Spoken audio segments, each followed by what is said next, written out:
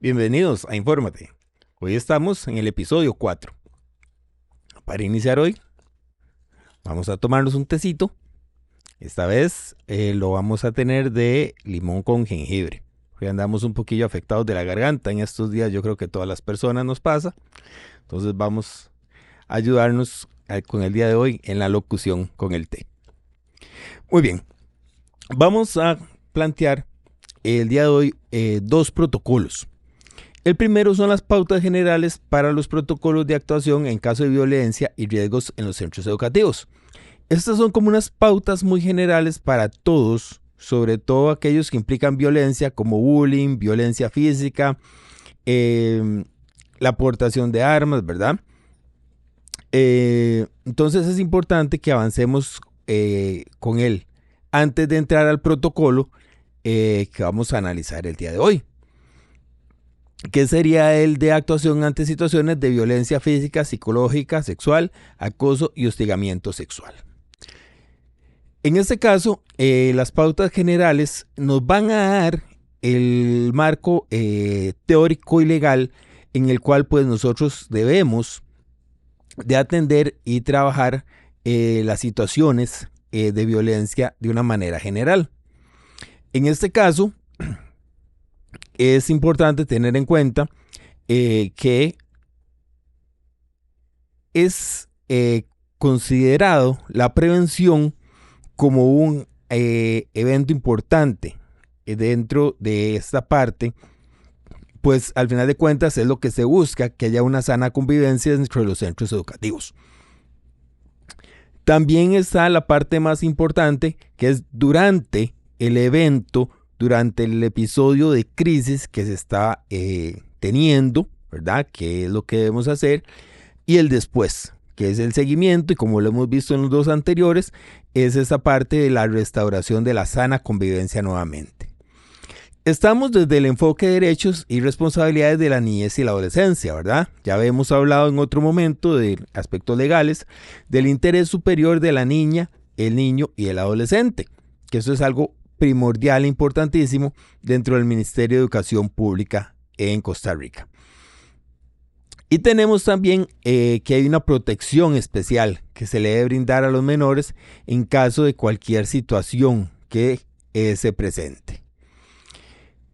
Es importante saber que aunque sean menores de edad, todos tienen derecho a una información que es importante que ellos la tengan y la conozcan.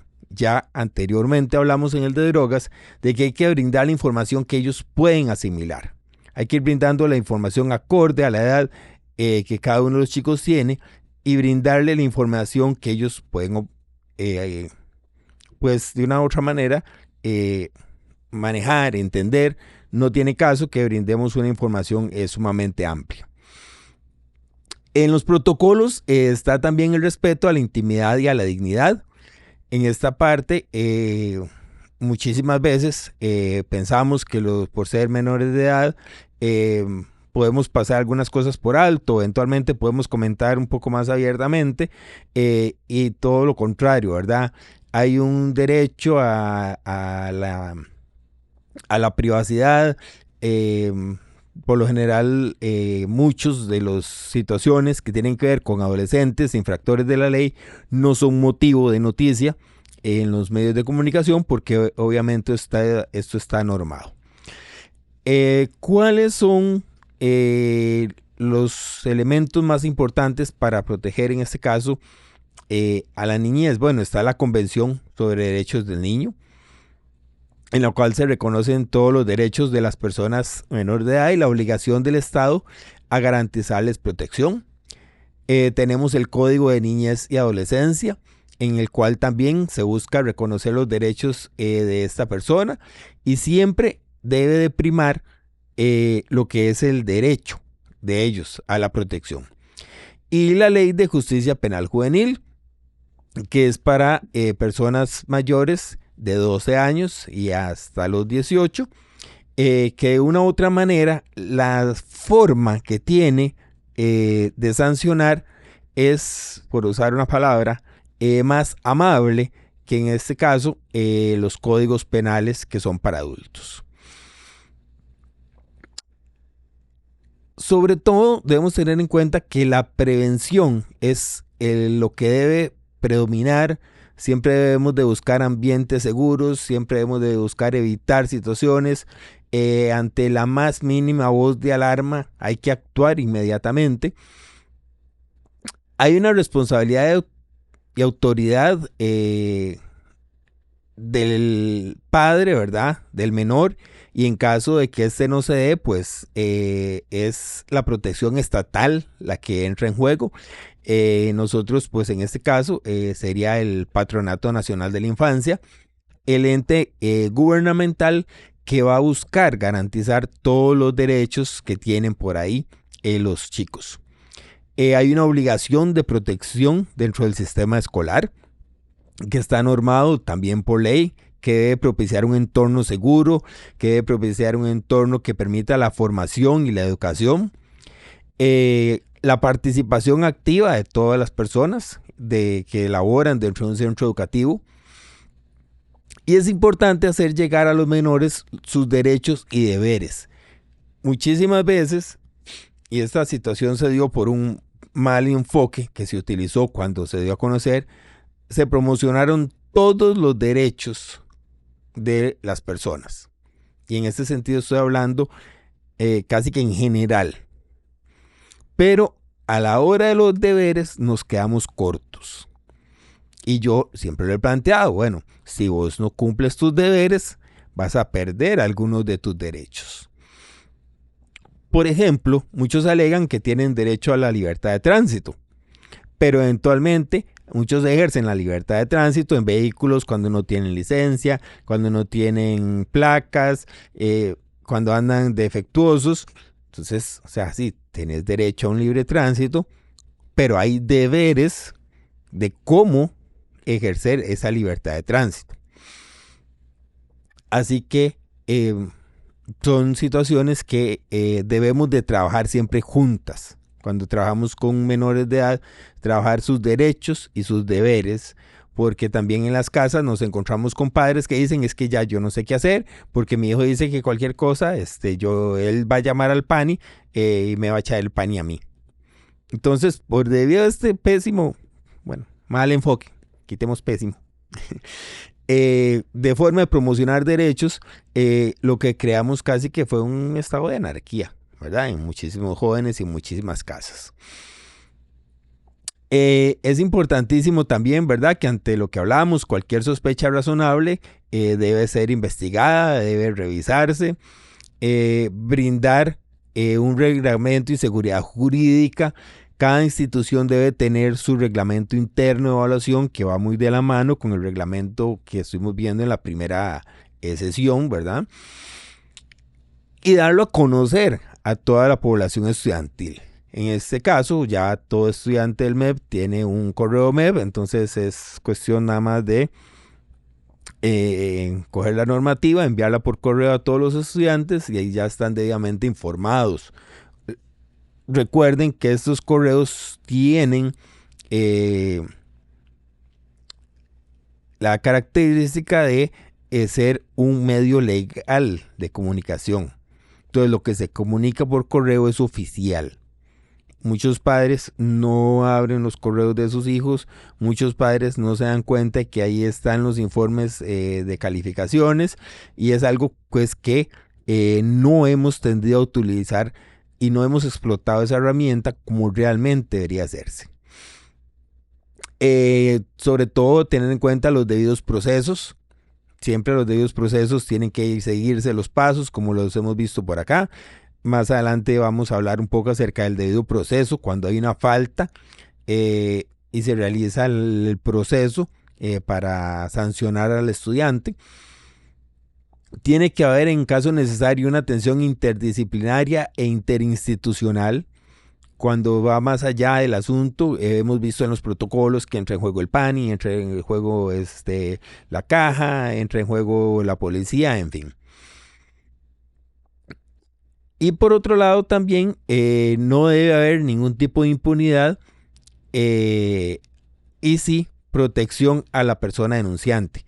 Recordemos que por ley en el caso de que nosotros hagamos como funcionarios públicos, hagamos una denuncia por alguna situación, no cabe la posibilidad de que seamos denunciados o demandados si esta denuncia es falsa, eventualmente, porque es nuestro deber realizar esa denuncia y pues el hecho de que la misma sea falsa o no, pues no nos compete a nosotros determinarlo, así que si eventualmente termina siendo falsa y hay perjuicios en contra de algunas personas, pues estas no pueden denunciar al funcionario público.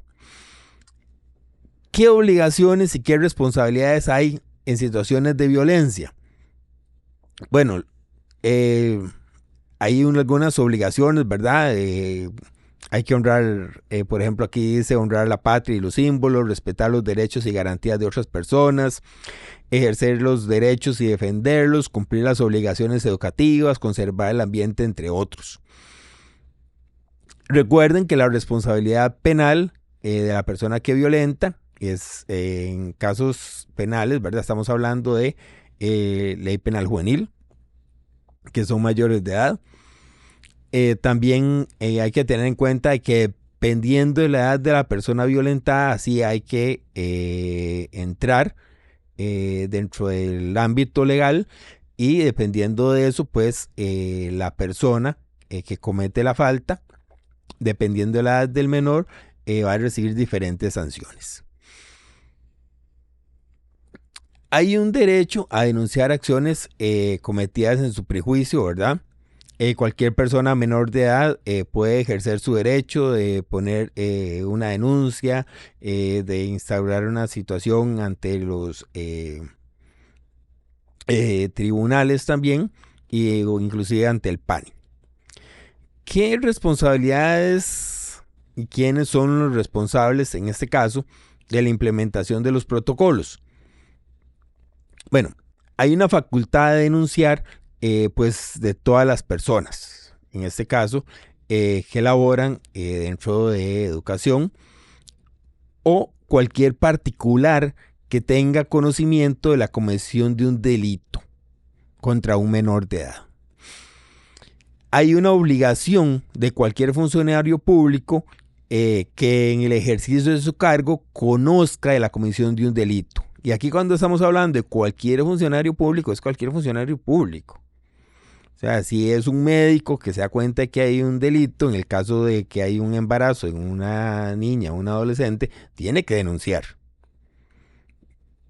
Por más consentimiento que la niña o el adolescente diga que hubo, no cabe ese consentimiento.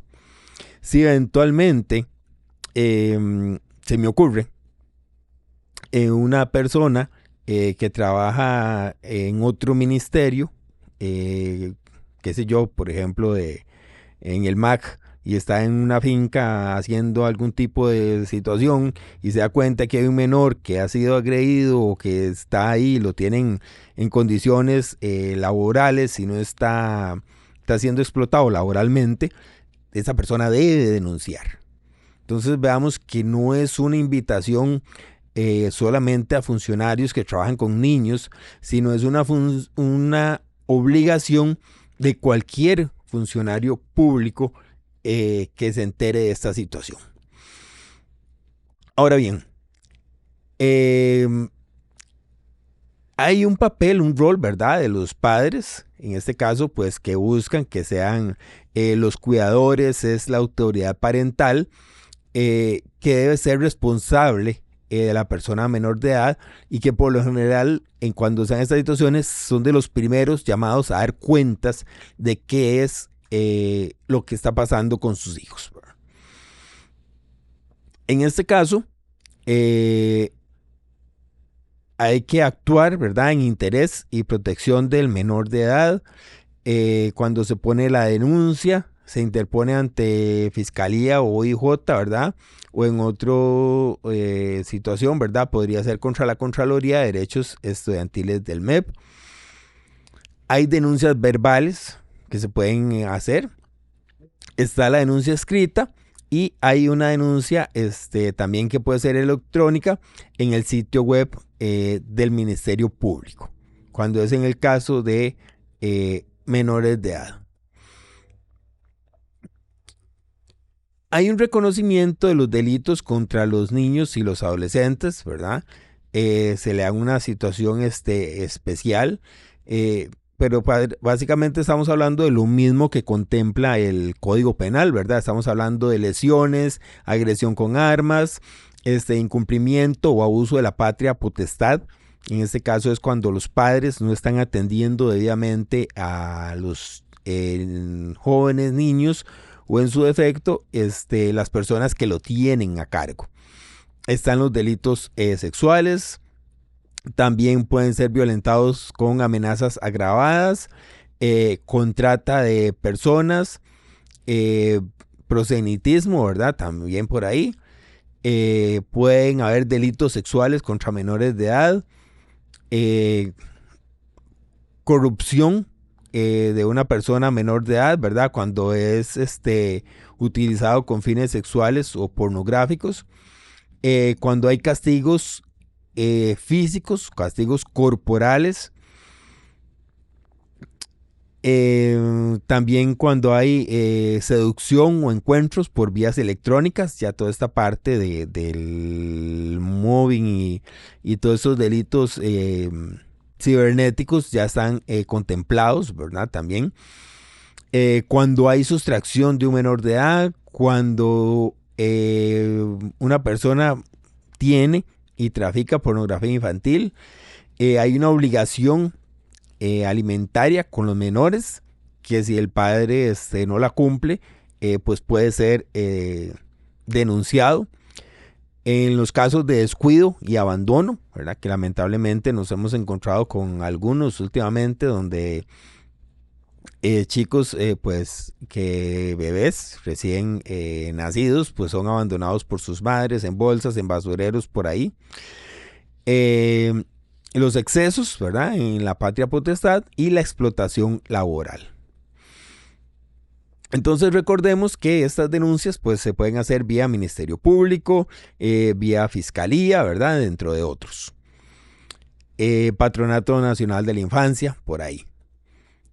En este caso, este protocolo, si alguien desea verlo más en detalle, en el punto 9 tiene preguntas más frecuentes, ¿verdad? Como qué hacemos en caso de una emergencia, cuándo es responsabilidad del centro educativo actuar y proteger, por qué nos interesa la diferencia entre armas propias y armas impropias, qué pasa en esos casos cuando una persona menor de edad es la presunta agresora, en fin. Ahí nos encontramos una serie de preguntas que eventualmente nos pueden servir de una guía para lo que nosotros queremos.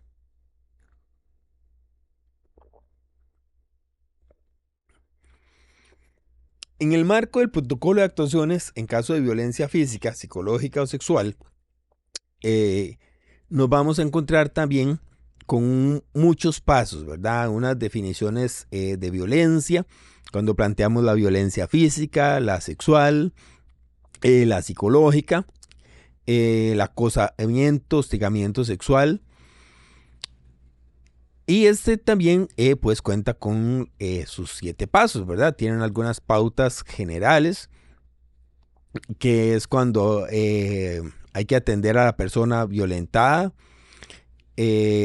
Pero aquí ya cambia un poco, porque aquí estamos hablando de que la persona violentada podría ser estando violentada por otros estudiantes, ¿verdad?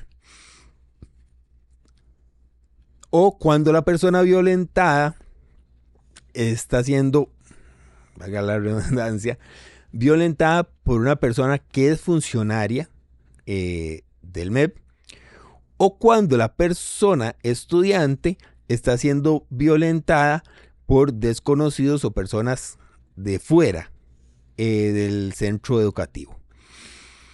Recuerden que aquí lo que se busca es garantizar la protección del menor, que siempre se busca intervenir de una manera eficaz, ¿verdad? Rápida y guardando la discrecionalidad del caso.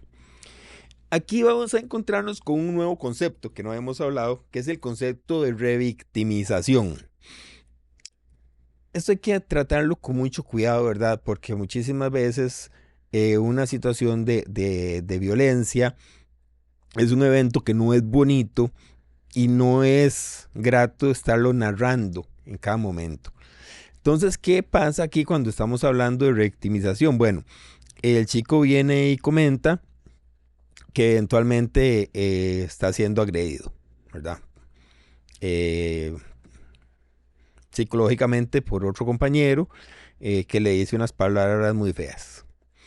Entonces ya si él lo cuenta, uno la nota, hace la denuncia y ya no se le pregunta más al chico. Ya no es que yo llamo al papá y le digo, papito, diga qué fue lo que le dice fulanito. No. No es que ya viene la policía y yo, papito, vuelva a contar qué fue lo que le dijo fulanito. Porque esa parte, cada vez que él narra hay dolor. Cada vez que él narra, vuelve a tener esa sensación de impotencia, de indefensión. Entonces, sobre todo en los delitos de abuso sexual, se busca evitar que la persona tenga que estar narrando qué fue lo que le sucedió. Así que debemos de tener mucho cuidado con esta parte. Si él contó una vez, ya, déjelo con lo que contó. No trate de ir más allá. Nosotros no nos corresponde hacer la investigación. Si es un asunto muy grave, usted escúchelo, anote y páselo a la fiscalía, que ya el fiscal sabrá si le va a hacer más preguntas o con solo lo que usted anotó se va a quedar para abrir el caso. Pero de verdad evitemos volver a hacer que la persona cuente y relate lo que ha sucedido, para no caer en este asunto de revictimizar a la persona. Esto nos indica también que dentro de evitar la revictimización es importantísimo mantener la confidencialidad del chico, buscar espacios cerrados, privados, ¿verdad? No es que vamos a atenderlo en la dirección donde entra el secretario, entra el guardia, entra el conserje a buscar una cosa u otro. Nunca debemos de confrontar a la persona afectada con el agresor. O sea, no es que los vamos a meter en la oficina, que se arreglen ustedes, ¿verdad? O que vean a ver qué hacen. Y por otro lado, tampoco hay que culpabilizar a la otra persona y decirle, mira, es que esto te pasó porque vos te pusiste. Es que usted hace negocios, anda molestando a fulanito y ahora se lo recetó y ahora venís a llorar. Esa parte de culpabilización no se debe hacer. Ni tampoco tenemos que minimizar los sentimientos de la persona. ¿Qué es lo más acostumbrado, lamentablemente, con los hombres? Ay, ya no llores, usted es hombre. O sea, estamos negándole el derecho a sentir y después decimos, porque los hombres son más agresores, ¿verdad? Y si les estamos negando su expresión de emociones, en este caso. Y lo que hablábamos, no hay que cuestionar el relato de la persona. Pero ¿estás seguro que fue así? ¿Estás seguro que él pegó 3 veces? No fueron 2, nada más. O sea, no, yo nada más tomo nota de lo que la persona me dice. Y sobre todo, dar un estímulo positivo. Sí, tranquilo, sos muy valiente al relatar esto, me parece genial, mira, si seguís con esta actitud positiva, esto lo vamos a lograr resolver, no te preocupes, vamos a hacer todo lo posible para que esa persona no te vuelva a lastimar, pero eso sí, no vamos a prometer lo que no podemos cumplir. ¿Está bien? Y es importante lo que hablábamos, ¿verdad? Que la persona no ande comentándole el relato a otras personas fuera de la institución, fuera del lugar X, ¿verdad?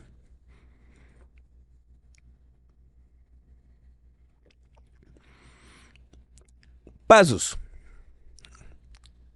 El paso 1 de todos los protocolos, detectar la situación. Puede ser porque me comentan, puede ser porque yo la veo, puede ser por una denuncia anónima.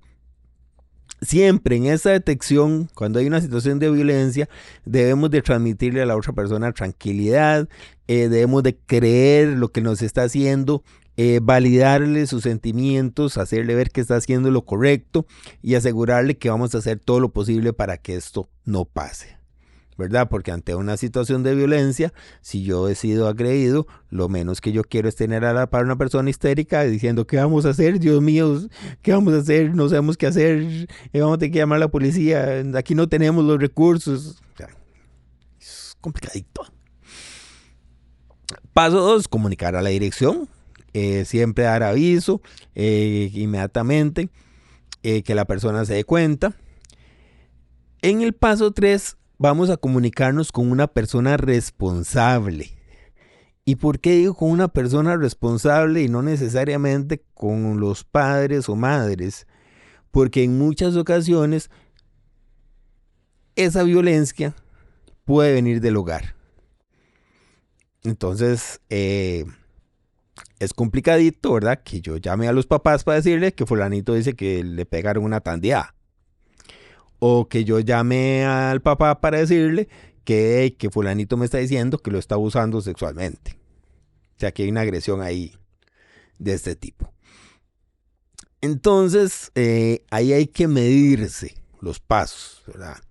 De saber con quién nos vamos a comunicar, quién es la persona que va a venir a socorrernos porque hubo una situación de violencia, ¿verdad? Y el chico debe ser atendido. Vamos a atender la situación, ¿verdad? Siempre lo más importante es las medidas que tomemos, si hay que llamar al 911, si hay que llamar a la policía de a la policía de la fuerza pública, a la Cruz Roja para atender las heridas, las acciones que se hayan realizado en contra de los chicos. Cuando es violencia física o psicológica, hay algunas de estas que no constituyen delito. Entonces se debe trabajar con tranquilizar a la persona, revisar, llenar los anexos correspondientes y movernos con los reglamentos de evaluación, en este caso del MEP. Cuando la acción de violencia constituye un delito, ahí sí tenemos que comunicarnos con PANI, tenemos que eventualmente comunicarnos con 911. Y cuando la violencia se da entre estudiantes fuera del centro educativo, es importantísimo dar parte inmediatamente al 911. Dar la identidad de las personas, dar la descripción, dar una ubicación lo más exacta posible. Pero por lo general estas situaciones nosotros las podemos llegar a prevenir para que no se lleguen a dar. Ahora, cuando la violencia es ejercida aparentemente por un funcionario del ministerio hacia el estudiante, en este caso se debe remitir la situación al patronato y se debe hacer la respectiva denuncia a la Dirección de Recursos Humanos. Normalmente, para que actúe de oficio, siempre se busca inmediatamente este funcionario sacarlo de ese centro educativo. Hay muchas quejas porque dicen que los reubican en otros lugares, que los reubican en otros centros educativos, pero bueno, la ley tampoco da para mucho en este caso. Para poder, aparte de que es un aparente, ¿verdad? A veces la gente quiere que se le sancione ya como culpable cuando no se ha realizado la respectiva investigación. Y también hay que considerar porque cuando la violencia es ejercida fuera del centro educativo, ya sea por familiares o por terceros, viene la denuncia, ¿verdad? En el Ministerio Público, hay que hacer los protocolos, informar al PANI y velar que este chico vuelva a un lugar seguro. Si la casa es el lugar donde está siendo agredido, pues de ahí hay que ponerlo en conocimiento del PANI, pues para que éste vaya a un hogar por algún tiempo, con algún recurso familiar o eventualmente un albergue del PANI.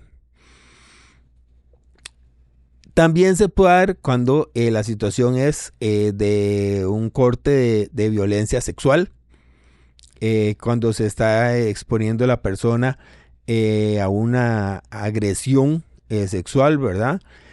Se debe coordinar inmediatamente con el 911, activar los protocolos recordemos que este protocolo tiene un anexo, ¿verdad? Donde se indica que la persona menor de estudiante fue retirada en ambulancia, fue retirada en patrulla, se anota el nombre de la patrulla, el nombre del oficial, el nombre del conductor de la ambulancia, para que quede constancia de que la persona salió de una manera correcta y oficial del centro educativo en este caso.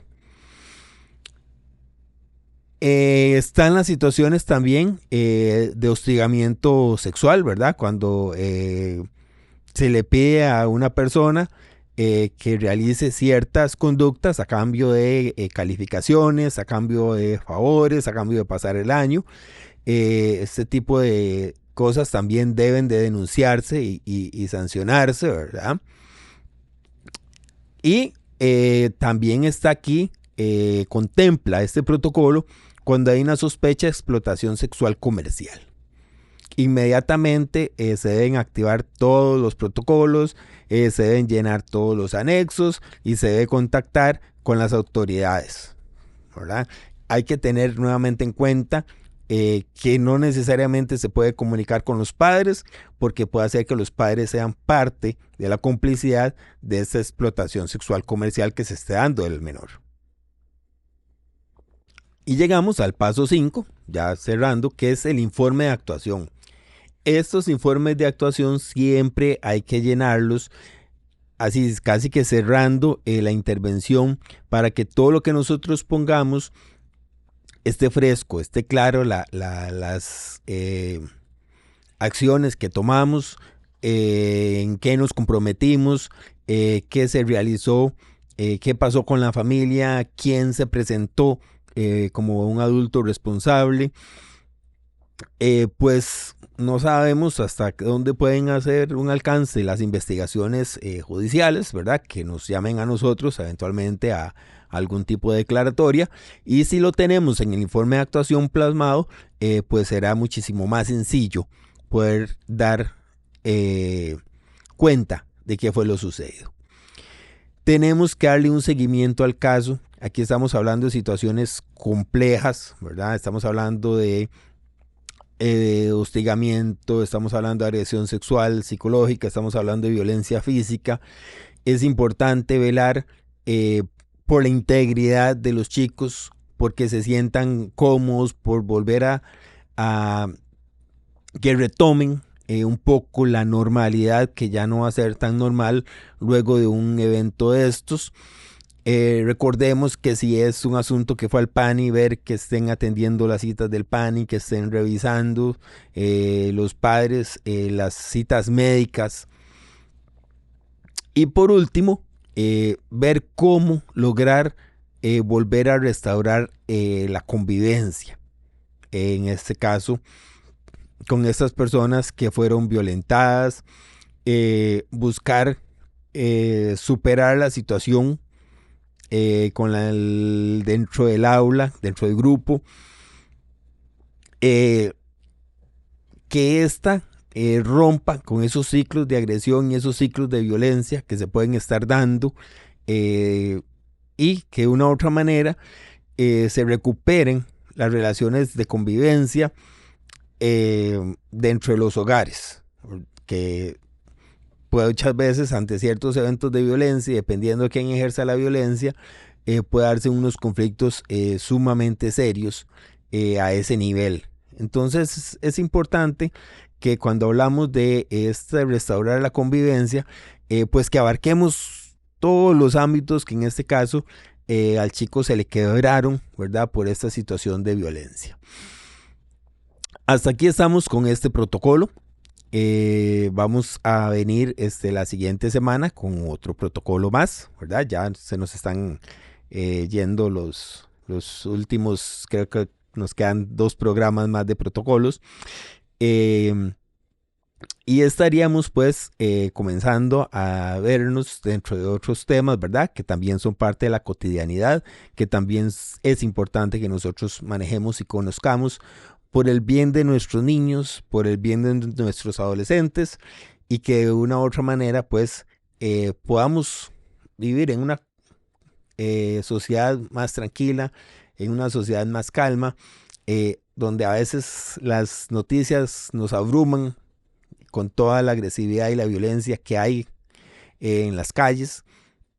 Sin embargo, creo que con el esfuerzo que cada uno de nosotros hagamos, podemos hacer una mejor sociedad, podemos ir reduciendo esos espacios donde se da la violencia y pues ser cada vez mejores, como fue hace muchos años el lema del MEP. Muchísimas gracias y que tengan una bonita semana.